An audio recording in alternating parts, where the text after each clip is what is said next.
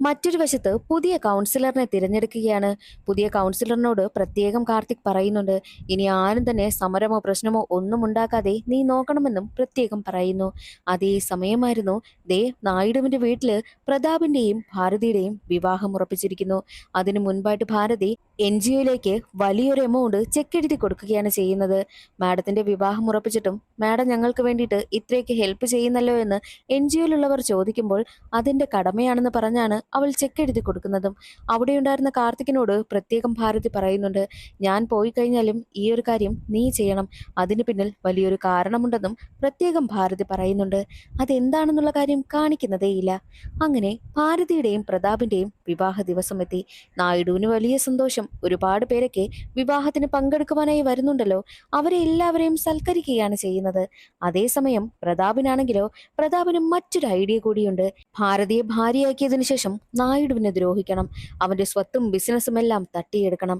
ഇത് മാത്രമായിരുന്നു യഥാർത്ഥത്തിൽ ആ ഒരു പ്രതാപിന്റെ ലക്ഷ്യവും. ഇതൊന്നും അവർക്കറിയത്തില്ലല്ലോ. അതേസമയം വിവാഹത്തിനായിട്ട് ഒരുങ്ങിയിരിക്കുന്ന ഭാരതിക്കടുത്തേക്ക് അവളുടെ മുത്തശ്ശി വരുന്നു. നിന്റെ അമ്മയുടെ ജീവിതം നശിക്കാൻ കാരണം ആ നായിഡു തന്നെയാണ്. ദേ ഇപ്പോൾ നിന്റെ ജീവിതവും നശിക്കുന്നത് അവനെ കാരണമാണല്ലോ എന്ന് പറഞ്ഞ് മുത്തശ്ശി കരയുവാനായും ആരംഭിച്ചു. അതിനൊന്നും മറുപടി കൊടുക്കാതെ ഭാരതി മണ്ഡപത്തിലേക്കും പോകുന്നു. അതേസമയം പ്രകാശ് ഒളിച്ചിരുന്ന സ്ഥലം പോലീസ് ഉദ്യോഗസ്ഥർ കണ്ടുപിടിച്ചിരിക്കുകയാണ്. പ്രകാശിനെ അറസ്റ്റ് ചെയ്തുകൊണ്ട് പോവുകയും ചെയ്യുന്നു. അതേസമയം തന്നെയായിരുന്നു പ്രതാപിന്റെയും ഭാരതിയുടെയും വിവാഹവും കഴിയുന്നത്. എന്നാൽ ഇതെല്ലാം മാറി നിന്ന് കാണുകയാണ് സൂരി. സൂരിക്ക് തന്റെ സങ്കടം സഹിക്കാനാകുന്നില്ല. അവൾ എന്നെ ചതിച്ചല്ലോ എന്ന് പറഞ്ഞ് തന്റെ സഹോദരനടുത്തിരുന്ന് കരയുകയാണ് സൂരി. ഈ പ്രകാശിന് ഒരു റൈറ്റ് ഹാൻഡ് ഉണ്ട്. നായിഡു റൈറ്റ് ഹാൻഡിന്റെ അടുത്തേക്ക് എത്തിയിട്ട്, നീ എന്റെ കൂടെ നിന്നു കഴിഞ്ഞാൽ നിന്നെ ഞാൻ ജീവിക്കാൻ അനുവദിക്കാം. ഇല്ല എന്നുണ്ടെങ്കിൽ നിന്റെ കഥയും ഞാൻ കഴിക്കും. നീ കൂടെയുള്ള ബർമാക്കാരെ എല്ലാവരെയും എന്റെ പക്ഷത്താക്കണമെന്നും നായിഡു പറയുന്നു. അതിനും അവൻ സമ്മതിക്കുകയാണ്. മറ്റൊരു വശത്ത് വിവാഹമൊക്കെ കഴിഞ്ഞതുകൊണ്ട് തന്നെ ആദ്യ രാത്രി മണിയറയിലേക്ക് എത്തുകയാണ് ഭാരതി. അവിടേക്ക് പ്രതാപും എത്തുന്നുണ്ട്. പക്ഷേ ഈ പ്രതാപ് ഒരു വാക്ക് പോലും ഭാരതിയോട് മിണ്ടുന്നതേയില്ല. പ്രതാപ് ഒന്നും തന്നെ പറയാതെ അവളോട് ക്രൂരമായിട്ട് മോശമായി പെരുമാറുന്നു.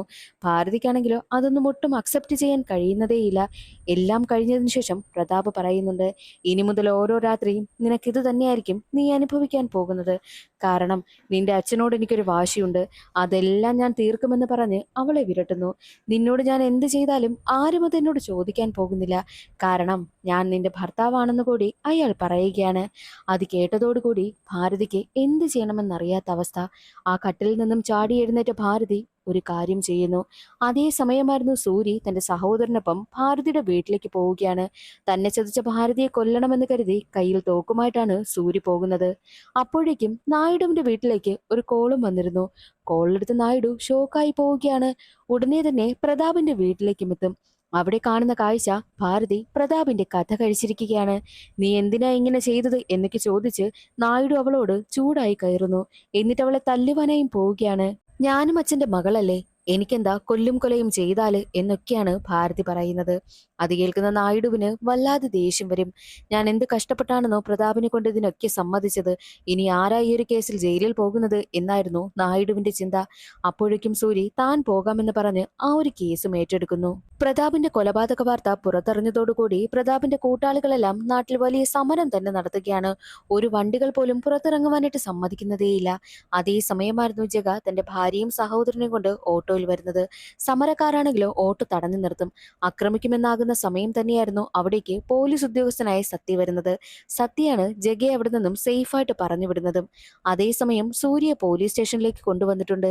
എന്തിനാ നീ പ്രതാപിനെ കൊന്നതെന്ന് എത്ര തന്നെ സൂര്യയോട് ചോദിച്ചിട്ടും സൂര്യ മറുപടിയൊന്നും പറയുന്നില്ല. അതേ ജയിലിൽ തന്നെയായിരുന്നു പ്രകാശം ഉണ്ടായിരുന്നത്. സൂര്യയെ ബ്രെയിൻ വാഷ് ചെയ്ത് തന്റെ വശത്തേക്ക് കൊണ്ടുവരണമെന്നാണ് പ്രകാശ് കരുതുന്നത്. പക്ഷേ എത്ര തന്നെ പറഞ്ഞിട്ടും സൂര്യ അമ്പിനും വില്ലിലും അടുക്കാത്ത അവസ്ഥ. എന്നാൽ മറ്റൊരു വശത്ത് ഭാരതി ആ ഒരു NGOയിൽ പൂർണ്ണമായിട്ടും വർക്ക് ചെയ്യുവാനായും ആരംഭിച്ചിരിക്കുന്നു. തന്റെ അമ്മയുടെ പേര് തന്നെ ഈ ഒരു NGOയ്ക്ക് നൽകണമെന്ന് ഭാരതി ആവശ്യപ്പെടുമ്പോൾ വലിയ തുകയാണല്ലോ ഭാരതി കൊടുത്തിരിക്കുന്നത്. ഭാരതിയുടെ അമ്മയുടെ പേരാണ് ഇപ്പോൾ NGOയ്ക്ക് നൽകിയിരിക്കുന്നതും. ജയിലിൽ കിടക്കുന്ന സൂര്യയെ കാണുവാൻ വേണ്ടിയിട്ട് കോട്ടയെ വരുന്നു. നീ ചെയ്യാത്ത തെറ്റ് എന്തിനാണ് ഏറ്റെടുത്തതെന്ന് ചോദിക്കുകയാണ്. അതിന് സൂര്യക്ക് മറുപടിയില്ല. നിനക്ക് ഭാരതിയെ ഇഷ്ടമാണെന്ന് ചോദിക്കുമ്പോൾ അതേ എന്നവൻ സമ്മതിക്കുന്നു. കോട്ടയ്ക്കും സൂര്യയെ ഒരുപാട് ഇഷ്ടമാണ്.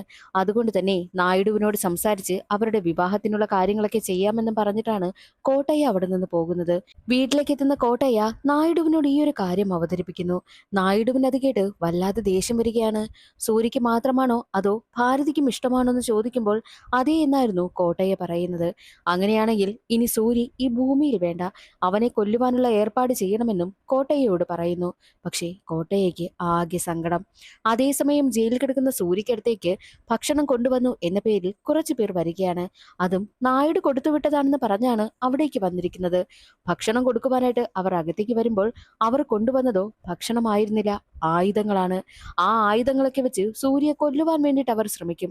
പക്ഷേ അവിടെയുണ്ടായിരുന്ന പ്രകാശാണ് സൂര്യയെ രക്ഷിക്കുന്നത്. അതോടുകൂടി പ്രകാശിനോട് ഒരു മതിപ്പൊക്കെ സൂര്യക്കുണ്ടാകുന്നു. സൂര്യയെ ജയിലിൽ വെച്ച് കൊല്ലുവാനായി ശ്രമിച്ച കാര്യം സൂര്യയുടെ സഹോദരൻ അറിഞ്ഞു. സൂര്യയുടെ സഹോദരൻ നേരെ വരുന്നത് ഭാരതിയെ കാണുവാൻ വേണ്ടിയിട്ടാണ്. നിന്നെ സ്നേഹിച്ചു എന്ന കുറ്റത്തിനാണ് എന്റെ ചേട്ടൻ ഇത്രയും അനുഭവിക്കുന്നത്. അവനെ കൊല്ലാൻ ശ്രമിക്കാൻ വേണ്ടിയിട്ട് അവൻ എന്ത് തെറ്റ് ചെയ്തു എന്ന് സഹോദരൻ ചോദിക്കുന്ന സമയത്താണ് ജയിലിൽ നടന്ന കാര്യങ്ങളെല്ലാം ഭാരതിക്ക് മനസ്സിലായത്. ഭാരതി ഉടനെ തന്നെ സൂര്യയെ കാണുവാൻ വേണ്ടിയിട്ടും എത്തുന്നു. താനിപ്പോൾ NGO ഏറ്റെടുത്ത് നടത്തുകയാണെന്നും അതിന്റെ പിന്നിൽ വലിയൊരു ലക്ഷ്യമുണ്ട്.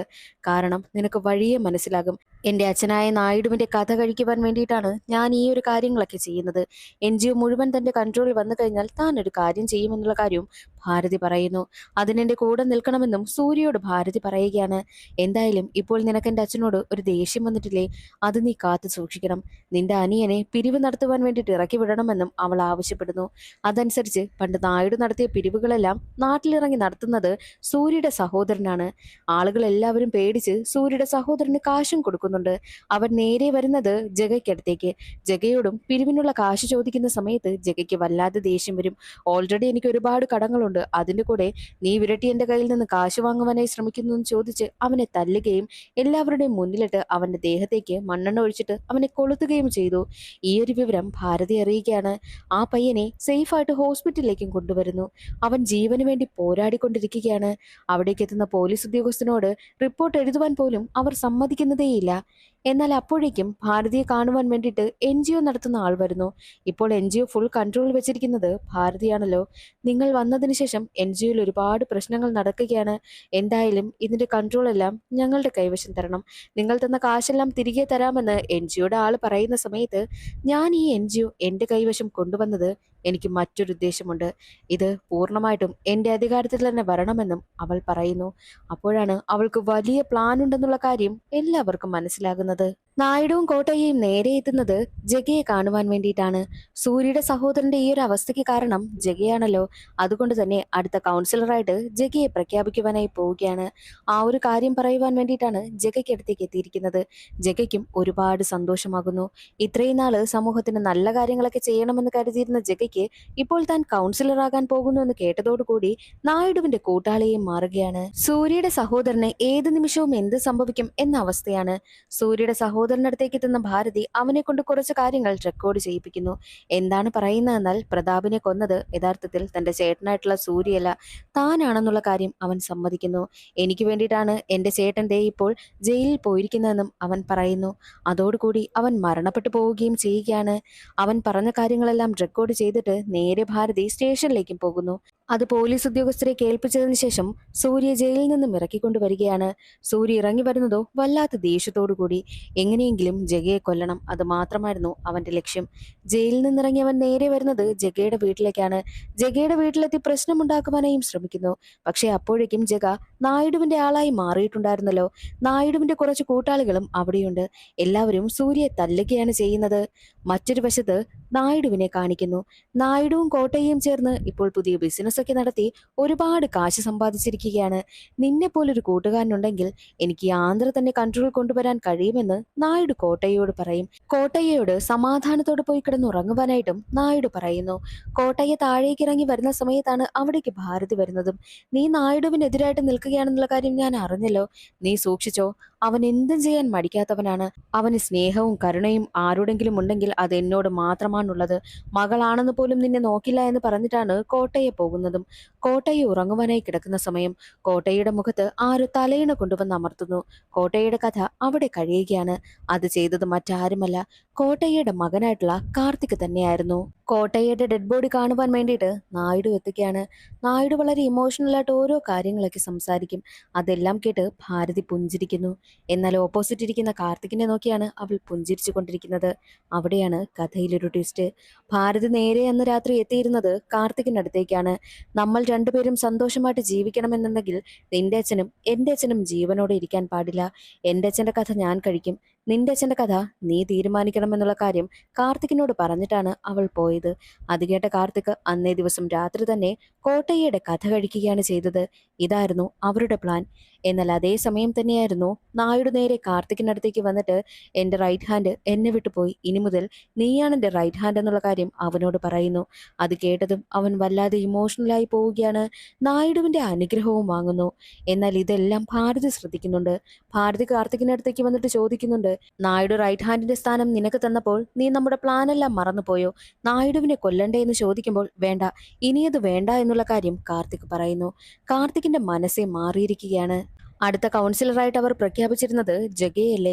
പക്ഷേ കാർത്തിക് ഇപ്പോൾ റൈറ്റ് ഹാൻഡ് ആയതോടുകൂടി ജഗയ്ക്ക് ആ ഒരു സ്ഥാനം കൊടുക്കുന്നില്ല. പഴയ കൗൺസിലറിനെ തന്നെയാണ് നിയമിക്കുന്നത്. കൗൺസിലറിന്റെ പദവി ഏറ്റെടുക്കുവാനായിട്ട് തയ്യാറായി എത്തിയിരിക്കുന്ന ജഗ എല്ലാവരുടെയും മുന്നിൽ വെച്ച് നാണം കെട്ടുപോകുന്നു. ജഗയ്ക്ക് ആകെ സങ്കടം. ജഗ അന്നേ ദിവസം രാത്രി കുടിച്ചുകൊണ്ട് നായിഡുവിന്റെ വീട്ടിൽ വന്ന് വല്ലാതെ പ്രശ്നമുണ്ടാക്കുന്നു. അതെല്ലാം മനസ്സിലാക്കിയ കാർത്തിക്കും നായിഡുവിന്റെ കൂട്ടാളികളും നേരെ ജഗയുടെ വീട്ടിലേക്ക് ആളിനെ അയക്കുകയാണ്. ജഗയുടെ വീട്ടില് അന്നേ ദിവസം ജഗയുടെ സഹോദരൻ മാത്രമായിരുന്നു ഉണ്ടായിരുന്നത്. നായിഡുവിന്റെ ആളുകൾ ജഗയുടെ വീട് കൊളുത്തിയിട്ടാണ് അവിടെ നിന്ന് പോകുന്നത്. അടുത്ത ദിവസം രാവിലെ ജഗ വീട്ടിലേക്ക് എത്തുന്ന സമയത്ത് കത്തിക്കരിഞ്ഞു കിടക്കുന്ന തന്റെ വീടാണ് കാണുന്നത്. ജഗയുടെ ഭാര്യ ജഗയ്ക്ക് അടുത്തേക്ക് വന്നിട്ട് നീ കാരണമാണ് ഇതെല്ലാം ഉണ്ടായതെന്ന് പറഞ്ഞ് അവന്റെ തലയിലൂടെ വെള്ളമൊഴിക്കുന്നു. കാരണം ജഗയുടെ സഹോദരൻ മരണപ്പെട്ടു പോയി. അതോടുകൂടി ജഗയ്ക്ക് വല്ലാതെ വാശിയായി. ഇനി ആ നായിഡുവിനെ ജീവനോട് വെച്ചേക്കാൻ പാടില്ല എന്നും ജഗ ചിന്തിക്കും. നായിഡുവിന്റെ ലോറി പോലീസുകാർ പിടിച്ചു വെച്ചിരിക്കുകയാണ്. ആ ഒരു വിവരം നായിഡു അറിയുന്നു. ലോറിയെക്കുറിച്ചുള്ള കാര്യം ഒറ്റിക്കൊടുത്ത ഒരാളിനെ കുറിച്ച് നായിഡു അറിയുകയാണ്. അയാളെ കാണുവാൻ വേണ്ടിക്ക് രാത്രിക്ക് രാത്രി നായിഡു പോകുന്ന സമയം നായിഡുവിനടുത്തേക്ക് ജഗ വരികയാണ്. എന്റെ കുടുംബത്തെ നശിപ്പിക്കുവാനായിട്ട് നിങ്ങളാണല്ലേ ശ്രമിച്ചതെന്ന് ചോദിച്ച് ജഗയാണെങ്കിലോ നായിഡുവിനെ കുത്തുന്നു. എന്നാൽ നായിഡു പറയുന്നത് അത് ഞാനല്ല ചെയ്തത്, അതിന് പിന്നിൽ വേറെ ആരോ പ്രവർത്തിക്കുന്നുണ്ട്, ഞാനവരെ കണ്ടുപിടിക്കുമെന്ന് നായിഡു പറയുന്നു. എന്നാൽ അടുത്ത ദിവസം നായിഡുവിന്റെയും ജഗയുടെയും ഡെഡ് ബോഡിയാണ് എല്ലാവരും കണ്ടെത്തുന്നത്. നായിഡുവിന്റെ ഡെഡ് ബോഡി വീട്ടിലേക്ക് കൊണ്ടുവരുന്ന സമയം നായിഡുവിന്റെ ബിസിനസ് പാർട്ട്നേഴ്സ് എല്ലാം അവിടെ ഒത്തുകൂടുകയാണ്. ഇനി ആരാണ് അടുത്തതായിട്ട് നായിഡുവിന്റെ സ്ഥാനത്തേക്ക് വരുന്നത് എന്ന ചർച്ചയായി. എന്നാൽ എല്ലാവരും പറയുന്നത് ഭാരതിയുടെ പേരും കാർത്തിക്കിന്റെ പേരുമാണ്. പക്ഷേ ഭാരതി NGOയിലൊക്കെ ഉണ്ട്, നാടിന് ഒരുപാട് നല്ല കാര്യങ്ങളൊക്കെ ചെയ്തത് കൊണ്ട് തന്നെ അവിടെ കൂടി നിന്ന എല്ലാവരും ഭാരതിയുടെ പേരാണ് പറയുന്നത്. അതേസമയം അവിടെ കൂടി നിന്ന നായിഡുവിന്റെ ബിസിനസ് പാർട്ട്നേഴ്സിനോട് ഭാരതി ഒരു കാര്യം കൂടി പറയുന്നുണ്ട്. പോലീസ് പിടിച്ചുവെച്ച നായിഡുവിന്റെ ലോറി താൻ വിടിവിച്ചു, ലോറി ഇപ്പോൾ നിങ്ങളുടെ സ്ഥലത്തേക്ക് എത്തിക്കാണുമെന്നും അവൾ പറയുന്നു.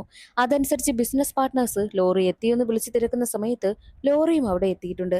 അതോടുകൂടി ഭാരതിയാണ് ഇനിയൊരു സ്ഥാനത്ത് അർഹ എന്നുള്ള കാര്യം എല്ലാവരും തീരുമാനിച്ചു. അങ്ങനെ ഭാരതി നായിഡുവിന്റെ കസേരയിലേക്ക് ചെന്നിരിക്കുകയാണ്. മാത്രമല്ല ജഗയുടെ ഭാര്യയ്ക്ക് കൗൺസിലർ പദവിയും കൊടുക്കുന്നു. ഇതെല്ലാം സത്യത്തിൽ ഭാരതിയുടെ പ്ലാൻ തന്നെയാണ്. എന്താണ് സംഭവിച്ചെന്ന് പിന്നീട് ഒരു ഫ്ലാഷ് ബാക്കിലൂടെയാണ് കാണിക്കുന്നത്. കുട്ടിക്കാലം മുതലേ ഭാരതിക്ക് നായിഡുവിനോട് നല്ല ദേഷ്യമുണ്ടായിരുന്നു. നായിഡുവിനെ നശിപ്പിക്കണം എന്നത് മാത്രമായിരുന്നു ഭാരതിയുടെ ലക്ഷ്യവും. അതുകൊണ്ട് തന്നെ നായിഡുവിനെ നശിപ്പിക്കുവാൻ വേണ്ടിയിട്ട് പല കാര്യങ്ങളും അവൻ ചെയ്തു നോക്കി. പക്ഷെ ഒന്നും തന്നെ നടന്നതേയില്ല. നായിഡുവിന്റെ ആ ഒരു സ്ഥാനം തന്നെയായിരുന്നു സത്യത്തിൽ ഭാരതിക്കും ലക്ഷ്യം. അതുകൊണ്ട് തന്നെ വളർന്നു വന്ന ഭാരതി ഓരോ കാര്യങ്ങളും ചെയ്തു തുടങ്ങി. അതിലാദ്യമായിട്ട് അവൾ ചെയ്തത് NGO തന്റെ കൺട്രോളിൽ കൊണ്ടുവന്നു. നാട്ടുകാർക്ക് നല്ലത് ചെയ്യുന്നതായിട്ട് നാട്ടുകാരെ ബോധിപ്പിച്ചു. പക്ഷെ അതെല്ലാം അവളുടെ പ്ലാനാണ്. ആ ഒരു ഗ്യാസ് ലീക്കേജ് ഉണ്ടായി ബ്ലാസ്റ്റ് നടന്നില്ലേ, അത് ചെയ്യിച്ചതും ഭാരതിയാണ്. ജഗയുടെ വീട്ടിൽ കയറി ജഗയുടെ വീട് കത്തിച്ചതും ഭാരതി പറഞ്ഞിട്ട് സൂര്യയാണ് ചെയ്തത്. നാട്ടുകാർക്ക് മുന്നിൽ നല്ലവളായിട്ട് അഭിനയിച്ച് എങ്ങനെയെങ്കിലും നായിഡുവിന്റെ ആ ഒരു സ്ഥാനം തന്നെ സ്വന്തമാക്കുക, അത് മാത്രമായിരുന്നു ഭാരതിയുടെ ലക്ഷ്യവും. നായിഡു എന്താണോ ചിന്തിച്ചത് അത് തന്നെയായിരുന്നു ഭാരതിയും ചിന്തിച്ചത്. നായിഡുവിന്റെ ആ ഒരു സാമ്രാജ്യം മുഴുവൻ തന്റെ കാൽ കീഴിൽ കൊണ്ടുവരിക, അത് ഭാരതി ചെയ്തിരുന്നു. നായിഡുവിനെ പോലെ തന്നെ ഒരു ക്രൂര തന്നെയാണ് ഭാരതിയും. പക്ഷേ നായിഡു പുറമേ എല്ലാവർക്കും മുന്നിൽ തന്റെ ക്രൂരതകളെല്ലാം കാണിക്കും. എന്നാൽ ഭാരതി എല്ലാവർക്കും മുന്നിൽ നല്ലവളെ പോലെ അഭിനയിച്ചു. എന്നാൽ മറ്റൊരു വശത്ത് ഒരു കാര്യം കൂടി കാണിക്കുകയാണ്. അന്നേ ദിവസം രാത്രി നായിഡുവും ജഗയും തമ്മിൽ ഫൈറ്റ് നടന്നല്ലോ. അവിടേക്ക് പോലീസ് ഇൻസ്പെക്ടറായ സത്യ വന്നിരുന്നു. സത്യ അവിടെ വെച്ച് ജഗയെ രക്ഷിച്ചുകൊണ്ട് പോവുകയാണ് ചെയ്തത്. നായിഡു മരണപ്പെട്ടു പോവുകയും ചെയ്തു. എന്നാൽ യഥാർത്ഥത്തിൽ ജഗ ഇപ്പോഴും ജീവനോട് കൂടി തന്നെയുണ്ട്. അതും സത്യയുടെ കൺട്രോളിലാണുള്ളത്. സത്യയ്ക്ക് ജഗയെ വെച്ച് മറ്റൊരു പ്ലാൻ ഉണ്ട്. ജഗ ജീവനോട് കൂടി ഇരിക്കുന്നു എന്നുള്ള കാര്യം മറ്റാർക്കും തന്നെ അറിയത്തേയില്ല. എന്നാൽ അവിടെ മറ്റൊരു ട്വിസ്റ്റ് കൂടിയുണ്ട്. പോലീസ് ഉദ്യോഗസ്ഥനായ സത്യ മറ്റാരുമല്ല. സിനിമയുടെ തുടക്കത്തിൽ വിശാഖപട്ടണത്തിൽ ഒരു തലവനുണ്ടായിരുന്നില്ലേ? ആ തലവനെ നായിഡുവും കൂട്ടരും ചേർന്നാണല്ലോ കൊന്നുകളഞ്ഞത്. ആ തലവന്റെ മകൻ തന്നെയാണ് സത്യ. സത്യ പ്രതികാരം വീട്ടുവാൻ വേണ്ടിയിട്ടാണ് തിരികെ വന്നിരിക്കുന്നതും. പിന്നീട് എന്തൊക്കെ സംഭവിച്ചു എന്നുള്ളത് അടുത്ത സീസണിൽ കാണാം. ഈ ഒരു വീഡിയോ ഇവിടെ അവസാനിക്കുന്നു. വീഡിയോ ഇഷ്ടമായാൽ ഒന്ന് ലൈക്ക് ചെയ്ത് സപ്പോർട്ട് ചെയ്തേക്കണേ. അടുത്തൊരു വീഡിയോയിൽ കാണാം. അതുവരെ എല്ലാവർക്കും ബൈ.